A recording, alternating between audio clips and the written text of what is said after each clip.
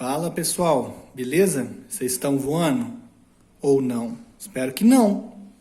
Que ninguém voa dentro de casa, né? Vocês têm que ficar dentro de casa. Bom, aula de hoje, videozinho de hoje da blogueirinha. Física 2, vamos mexer com gases, ideais e transformações. As principais transformações que a gente vai estudar em termodinâmica enquanto a gente vai lidar com os gases ideais. Eu não sei onde vocês estão agora em química. Se vocês já viram ou estão vendo os gases ideais, mas eu vou passar um apanhado geral, até porque faz um pouco mais parte de descrever o gás ideal na parte de química, mas se vocês não tiverem tido ainda, eu vou fazer um resuminho aqui. Então a gente começa falando sobre os gases ideais mesmo. Em primeiro lugar, obviamente o gás ideal é um gás, mas não é qualquer tipo de gás. A gente tem umas características, umas condições que a gente precisa respeitar para que esse gás seja considerado de fato um gás ideal. Então eu vou começar com isso. Essa é a parte Globo Repórter da aula. Gases ideais, onde moram, o que fazem nessa sexta, no cursinho Repórter. Aí vocês imaginam a Jéssica apresentando, tá? Vamos começar então pela primeira, talvez a mais importante característica. Quando a gente considera o gás, a gente já está olhando para ele não como uma nuvem, e sim como um agregado de várias partículas. Essas partículas ou moléculas não necessariamente tem que ser apenas um átomo. Pode ser poliatômica sem problema. No entanto, quando você olha para uma molécula, por exemplo, o H2, tem 2 átomos de hidrogênio, o O2 tem 2 moléculas, tem 2 átomos de oxigênio. Não importa quantos átomos eles constituam essa molécula, o que importa é que as moléculas têm que ser puntiformes. Então, já vou escrever aqui, moléculas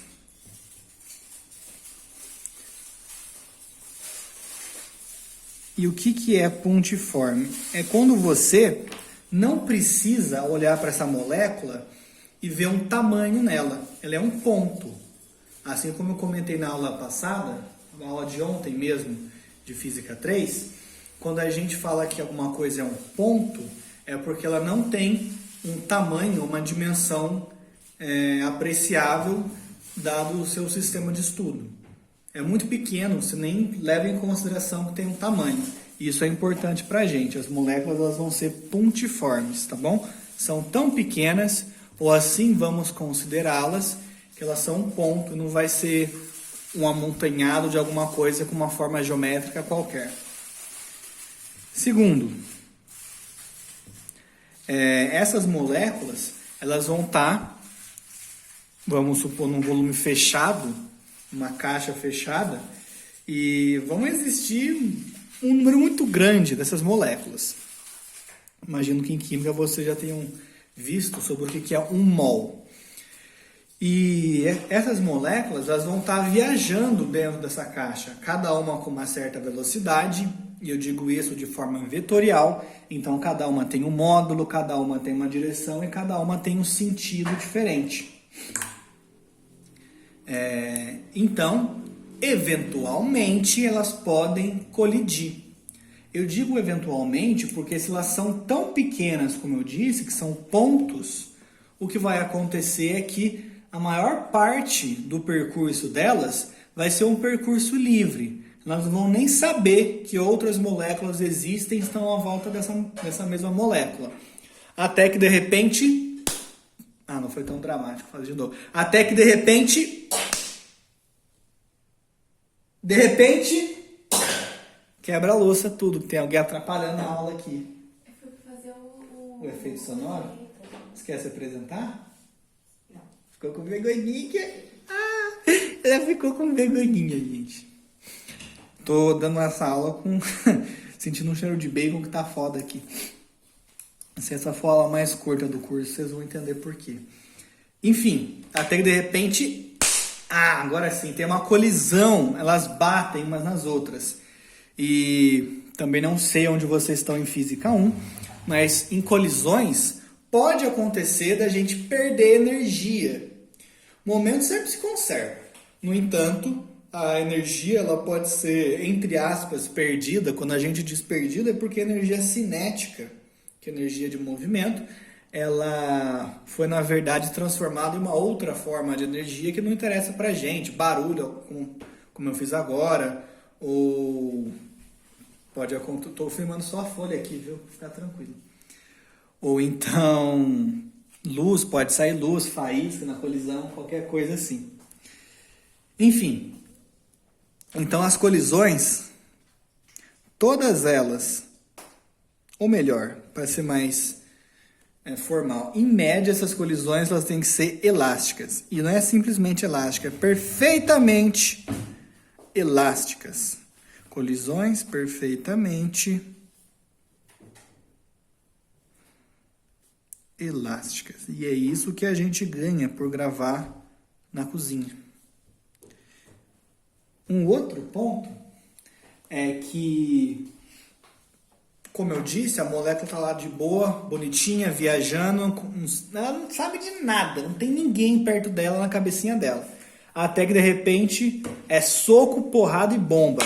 Ela tem uma interação e essa interação é exclusivamente a colisão. Ela não vai perceber a existência de outra molécula até a colisão acontecer, tá bom? Então, a única interação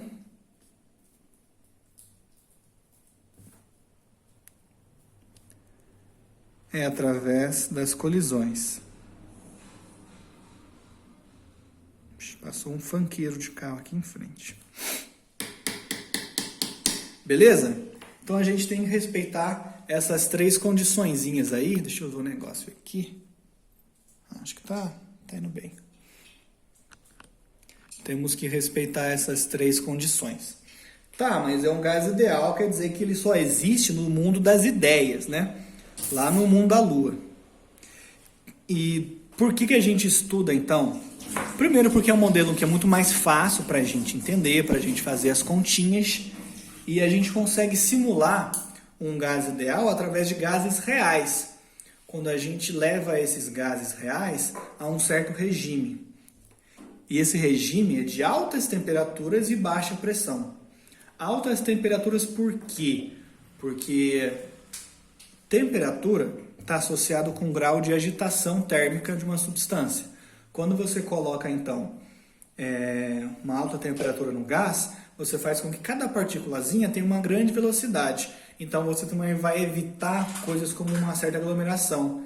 O movimento vai ficando, de certa forma, mais caótico. Uma outra coisa é a baixa pressão. Nós não queremos uma pressão muito alta justamente para não ter também essa aglomeração, porque se as moléculas estão muito perto uma das outras, a gente começa a violar essas condições aqui, tá bom? Então, nós podemos simulamos um gás ideal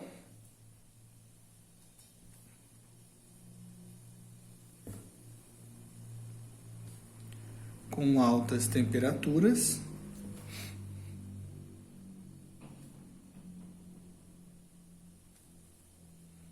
assim o gás fica menos inerte, e baixa pressão, que a gente faz então com que os gases eles sejam mais afastados uma molécula da outra.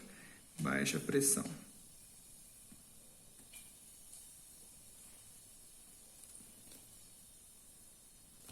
Beleza? Então, para o gás ideal que a gente vai ver por enquanto é isso. Agora a gente vai para a segunda parte da aula, que são as transformações.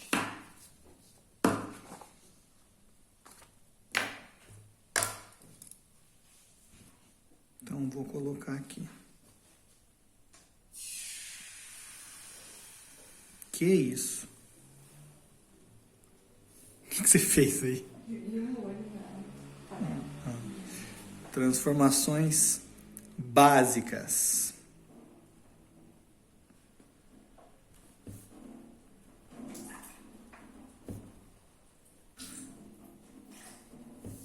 Para o gás 10 eu fiz 2 riscos, eu tenho que fazer aqui também. E quais são elas? Lembrando que a gente está olhando para 3 variáveis termodinâmicas, ou funções termodinâmicas, ou grandezas termodinâmicas, que é o trio. Grandezas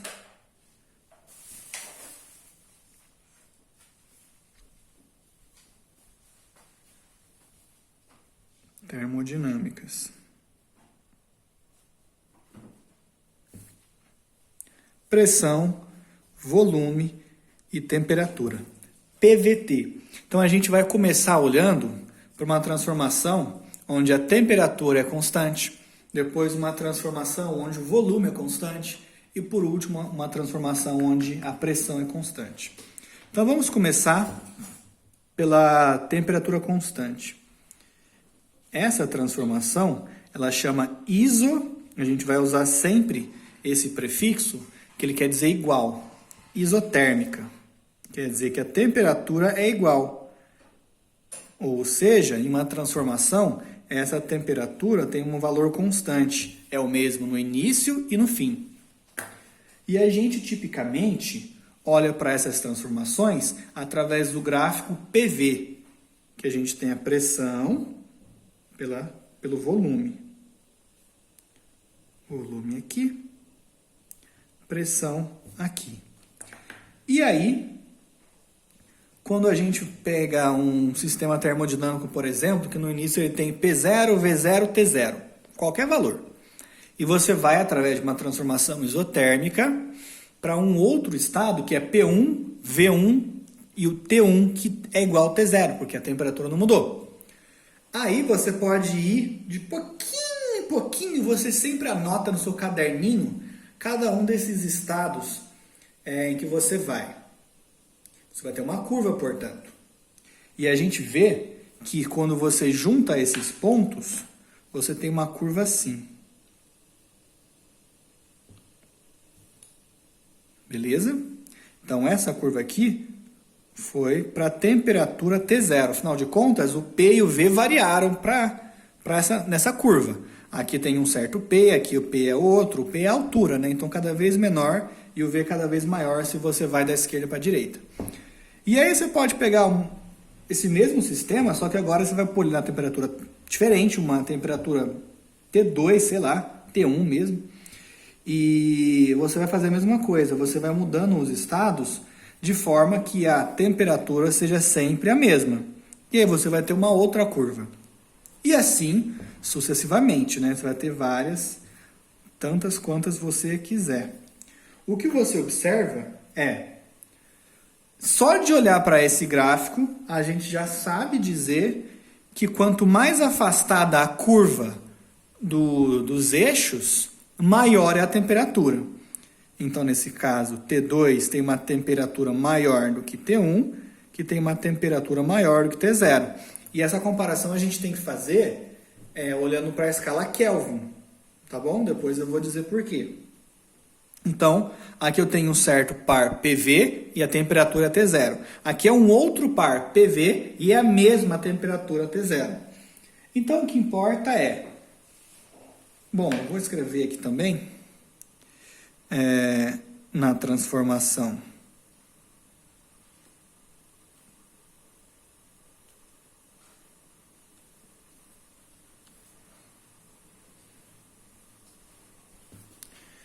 isotérmica,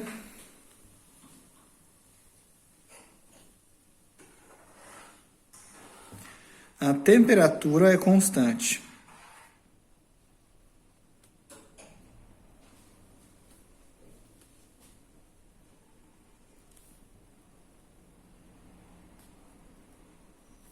Beleza? E como é que a gente tem uma relação dessa? A gente pode usar a lei de Charles e a gente pode ver o seguinte. Quando a gente sai de um par PV e a gente vai para um outro par PV, a gente nota que o produto P0V0 é igual ao produto P1V1. Reescrevendo isso aqui, a gente tem que PV é uma constante. Afinal de contas, não importa quais sejam os valores, esse produto PV é sempre a mesma coisa. Então, isso é uma constante para esse problema. Não que isso aqui tenha um número específico, tá? Mas para esse problema, para essa situação, isso é um valor constante. Então, quer dizer que se isso é constante, se um sobe, o outro desce. Então, você até poderia escrever que P é igual a uma constante dividido pelo volume. Então, quando esse aqui cresce, esse diminui. E quando esse aqui diminui, esse aqui cresce. E aí, o gráfico que a gente tem de uma função inversa dessa aqui, desse tipo que eu desenhei para vocês, beleza? E essas curvas, que a gente pode chamar de isotermas, são as curvas que vêm dessa equação, P igual a alguma coisa sobre V.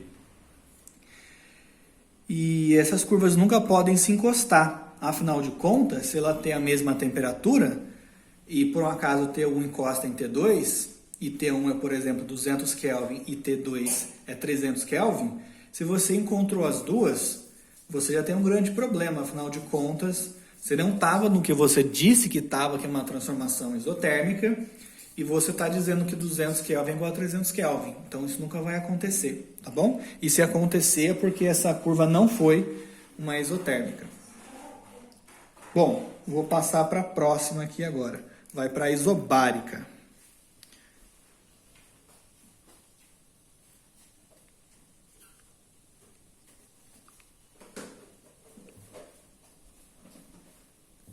Nossa, ficou feio isso, né? Bom, eu vou começar aqui pela lei de Charles de novo. Vou fazer aqui do lado. A lei de Charles mostra pra gente que quando a gente vai fazer uma transformação isobárica, e primeiro, o que é uma transformação isobárica? De novo, a gente tem sufixo iso, quer dizer igual. O que importa, então, é saber o que é o bárica. Aí, o que eu faço para memorizar é que bar é uma unidade de medida de pressão. Logo, uma transformação isobárica é uma transformação onde a pressão é constante. Vou colocar aqui para não ocupar tanto espaço que nem ocupou ali. Pressão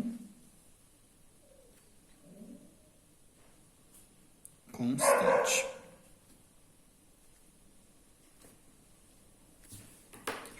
E aí, a lei de Charles diz o seguinte para a gente.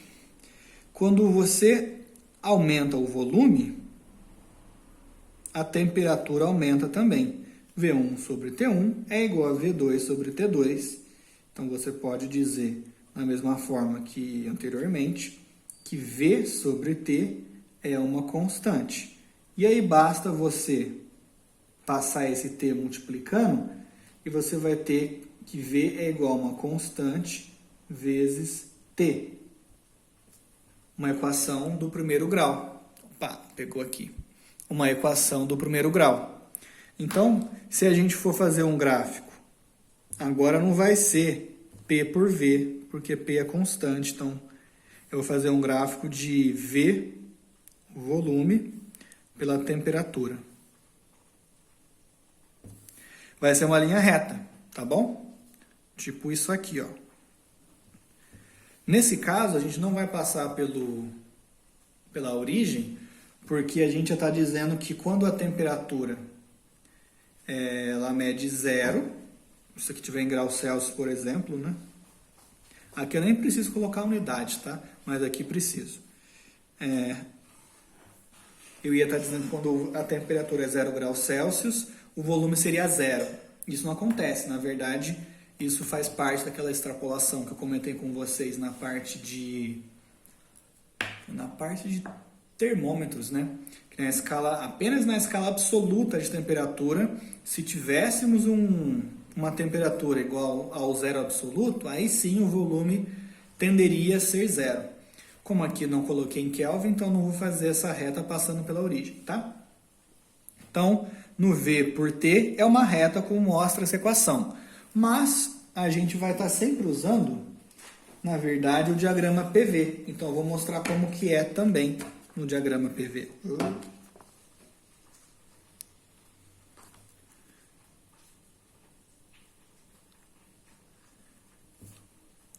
PV.